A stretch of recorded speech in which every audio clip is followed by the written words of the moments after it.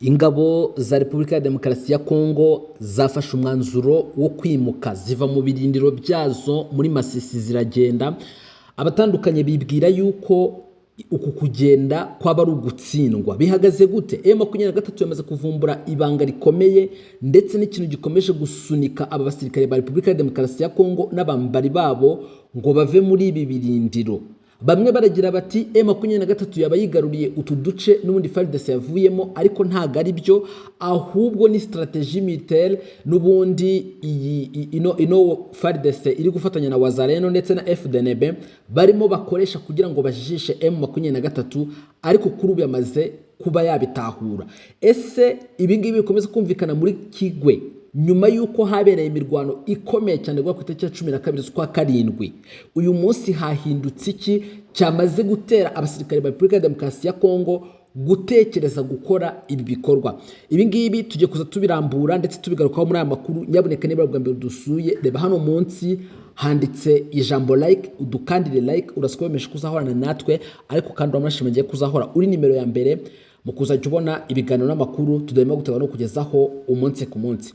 Mu gihe rero intambara ikomeje gushyidika, bikomeje kuba bibi cyane muri Repubulika ya Demokarasi ya Kongo, aho Felix Antoine Tshisekedi Tshilombo arimo ashaka igisubizo haba mu buryo buri politiki ndetse no ku buryo bw'intambara.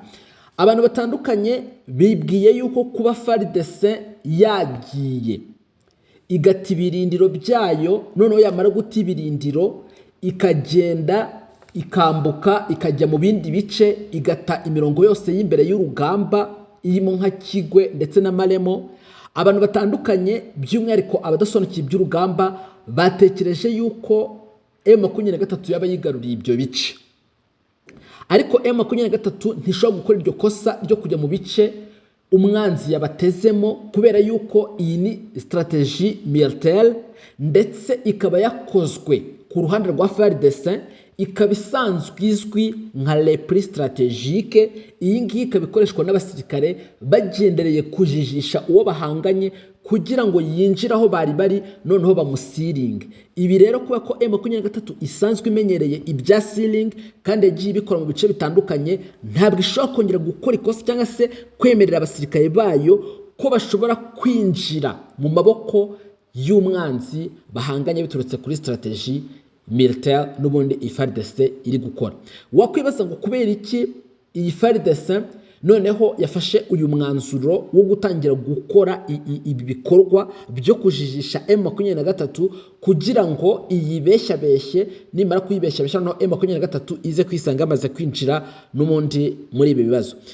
Ibi rero FARDC mu kubikora byashingiye ku kuba n'ubundi yaragiye ireba uburyo iyi M23 iteguramo urugamba rwabo. Ntago M23 ari abantu bahubuka ngo baze bakubita ibintu aho ngaho ngo baze bahite binjira uko nguko gusa, oya, ahubwo iyi FARDC yo yashatse gusa nk'isubira inyuma, noneho ngo ize gukora permutation y'abasirikare bayo, noneho uku kwinjizamo abasirikare bashya bize gutuma babasha kujya kugwiza imbaraga zo gukomeza guhangana n'ubundi hano muri Kigwe ndetse na Maremo, kubera ko bari bakomeje kugenda batsindwa bikomeye no gutakaza abasirikare. Ku munsi w'ejo hari kuwa gatatu ku itariki ya 15 z'ukwezi kwa karindwi nibwo FARDC yakoze icyo bita repris stratégique, iva mu birindiro muri Kigwe na Maremo, uduce tubiri yari yakomeje kurwaniramo mu mirwano ikomeye cyane guhera ku itariki ya 12 z'ukwezi kwa karindwi. Uku guta ibirindiro rero bivugwa yuko ari amayeri agamije kuvugurura uko ingabo zihagaze ku rugamba, ndetse abantu batandukanye bibwiraga yuko kwaba ari ugusenyuka kw'imirongo y'imbere y'ubwirinzi. Atari byo, ahubwo ari strategie ikomeye, ndetse ngo na M23 yamaze kumenya yuko aba basanzwe bahanganye barimo bakoresha ama strategie atandukanye kugira ngo barebe yuko babatsimbura. Nubwo bigaragara yuko hari agahenge, ni ukuvuga ngo kuko iyi n'ubundi FARDC yamaze gusubira inyuma, bihita bituma M23 nayo irekeraho kurasa kugira ngo babajijishe baze kwisanga nabo baguye mu mutego wa M23. Amakuru aturuka mu nzego z'ibanze cyangwa se mu nzego z'umutekano muri kano gace ashimangira yuko ibintu bikomeje kuba bibi cyane, kandi impande zombi zikomeje kwigana ndetse no kuryamira amajanja. Imirwano yo ku itariki ya 12 Nyakanga bivugwa yuko ari imwe mu mirwano ikomeye cyane yabaye mu byumweru bishize muri aka gace ka teritwari ya Masisi. Ingabo za FARDC nabo bafatanya muri uru rugamba, ni ukuvuga ngo ingabo z'Abarundi, Wazalendo ndetse na FDLR, abangaba bari batangaje yuko basubije inyuma igitero cya M23 kandi ko bongeye kwigarura ibirindiro bimwe na bimwe cyane cyane muri Kigwe na Malemo. Ibi bakaba barabitangaje mbere gato yuko babita ibi birindiro barabitaye barigendera. Ariko ko ibintu byagiye bihinduka ku rugamba, byatumye ingabo za leta zisubira mu birindiro byazo, ukuro kugenda bataguma hamwe, bikomeje kugenda bitera abantu batandukanye kugira impungenge, ndetse abaturage batuye hafi yaho iyi mirongo y'urugamba iri bagakomeza guhangayika no kwibaza ngo mbese hari buze gukurikira hiki. Kugeza ubu abaturage benshi bakomeje kuba maso, bari gutinya yuko hashobora kongera kuvuka imirwano ikomeye cyane, ndetse ishobora kuza gutera guhunga ndetse no kongera ibibazo byo kuba ubutabazi bwabo bukeya muri aka karere kakomeje kugenda kibasirwa n'intambara. Kugeza ubu nta yindi mirwano ikomeye yigeze itangazwa muri aka gace, ariko umwuka mubi uracyari wose, kandi uko ibintu bigenda byiyongera cyangwa se uko iminsi igenda iza, biragenda bituma abantu batandukanye bavuga ngo ese izi strategy FARDC iri gukoresha ntiziri buze gutuma itakaza utu duce nk'uko n'ubundi byanabaye, noneho ikaza gutakaza agace karimo Kipupu. Benshi bakavuga ngo ese iyi M23 yo iri bwemere kwishora mu birindiro n'ubundi iyi FARDC yasize, batazi ngo mbese yasizemo iki. Ibi ni ibibazo bikomeye bikomeje kugenda byibazwa n'abatandukanye. Hanyuma abantu batandukanye bakibaza ngo ese ubundi uru rugamba FARDC ihanganyemo na M23, ninde muntu uri kugira inama Kongo ku buryo Kongo iri kugeraho igahindura strategie militaire, ikayihindura urugamba ruhinanye bigeze aho rukomeye, bo bagahita bafata initiative bakavuga ngo noneho hahantu twari turi cyangwa se ahantu twari twafashe, reka noneho dushifting tuhave.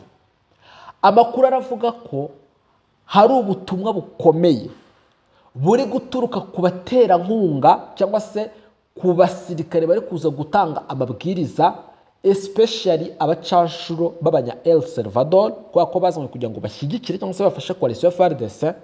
Noneho ngo akabari bari gutanga consigne zivuga ngo aka gace mwari muri karimo ni mukavemo mugende, ariko musigime imitego, noneho umwanzi nakazamo ya mitego izamushibukane, mujye mwisanga umwanzi yapfuye mutanarwanye.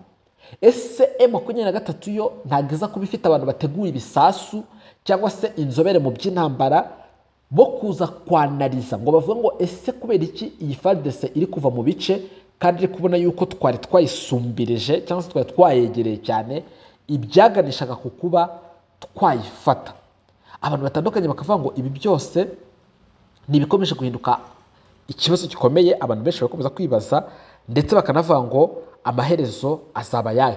Hanyuma hagati aho hari amakuru akomeje kugenda acicikana avuga yuko Repubulika ya Demokarasi ya Kongo nyuma yuko igerageje gushaka abacanshuro bikanga, ndetse ikagerageza gushaka inkunga z'amahanga nabyo ntibitume M23 idakomeza kubakubita inshuro, ngo kuri ubu FARDC igiye kohereza abasirikare bayo bakuru mu myitozo ikataje mu Misiri, ibikomeza no gutuma abantu batandukanye bibaza ngo ese iyi Repubulika ya Demokarasi ya Kongo nimara kohereza abasirikare bayo ikabohereza mu myitozo, abari busigare ku rugamba baraza gusigara batanga musaruro ki, na cyane yuko byagiye bigaragazwa yuko aba basirikare ba Repubulika ya Demokarasi ya Kongo barangwa no kugira akantu ko kurebanaho, ndetse bakagiramo n'akantu umuntu yakwita nk'ishyari.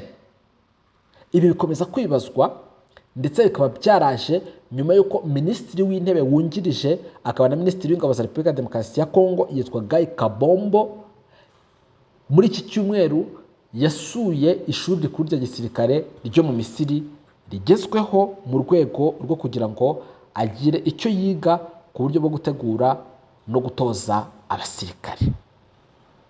Amakuru akavuga yuko hagiye kuba hakoherezwa intwaro, ndetse izo ntwaro zizoherezwa zikaba kugeza aka kanya zidafite abazazikoresha kubera yuko abasirikare muri Repubulika ya Demokarasi ya Kongo badafite iyo capacité intellectuelle yo kuba bahangana cyangwa se yo kuba bakoresha ibyo bikoresho, bityo ngo bikavugwa ko hagiye gufatwa itsinda rya bamwe mu basirikare bagiye koherezwa kwihugura, noneho ngo bikazatuma amafaranga yashorwaga mu bacanshuro aza kugabanuka. Ese ibi biraza guhuzwa gute ko n'ubundi Repubulika ya Demokarasi ya Kongo yari yamaze kuzana already abacanshuro bari baje guhangana ni M23 ndetse na MLDP twirwaneho? Ibi byose birimo birakomeza kugenda bigarukwaho n'abatandukanye, benshi bakavuga ngo nibyo koko iyi Repubulika ya Demokarasi ya Kongo ibyayo ni ibibazo bikomeye, ariko uku gukataza no gukomeza gushaka ubumenyi ngo byakabaye byarakozwe na mbere y'uko Repubulika ya Demokarasi ya Kongo itekereza kwishora mu rugamba. Bamwe bakavuga ngo ese bwaba hari wenda ari ubujiji cyangwa se kutamenya imitegurire y'urugamba, abandi bakibaza ati ese yaba ari ya strategy y'abantu bari ku ruhande rwa Kisekedi bakomeza gushakisha uburyo bwose amafaranga y'igihugu yakomeza gusohoka ngo kabone nubwo ibyo yabasohokaho bidafite sense cyangwa se bidafite igisobanuro, ariko ngo as long as bifite aho bihuriye n'urugamba no kubwira Kisekedi ngo ibi ngibi nitubikora bizatuma M23 ihunga, ngo Felix Antoine Tshisekedi Tshilombo ahita atanga approval. Ibi ngibi biraza kurangira gute? Ese iyi Repubulika ya Demokarasi ya Kongo ibyayo biraza kuba ibimeze gute? Ibi byose rero tuzakomeza kujya tubigarukaho ndetse tukomeza kugenda tubisesengura. Nyaboneka niba ari ubwa mbere udusuye uze kureba munsi y'aya makuru handitse sabone cyangwa subscribe, ukandeho, hari buze n'akazogera ugakande, uraza kurushimangiye ko byiteka ryose uzahorana natwe kandi wabemeje kuzahora uri nimero ya mbere mu kuzajya ubona ibiganiro n'amakuru tudahema gutegurira no kukugezaho umunsi ku munsi. Ayo rero niyo makuru twari twaguteguriye. Nyaboneka ukomeze ubane natwe kugira ngo ushimangire yuko amakuru yose uzajya uyabona, ndetse unemeze ko uzahora uri nimero ya mbere mu kuzajya ubona amakuru yose tugutegurira umunsi ku munsi. Nimukomeze mugire amahoro ya Nyagasani muri byose, turabifuriza ko mwahaha ariko kandi mukaronka.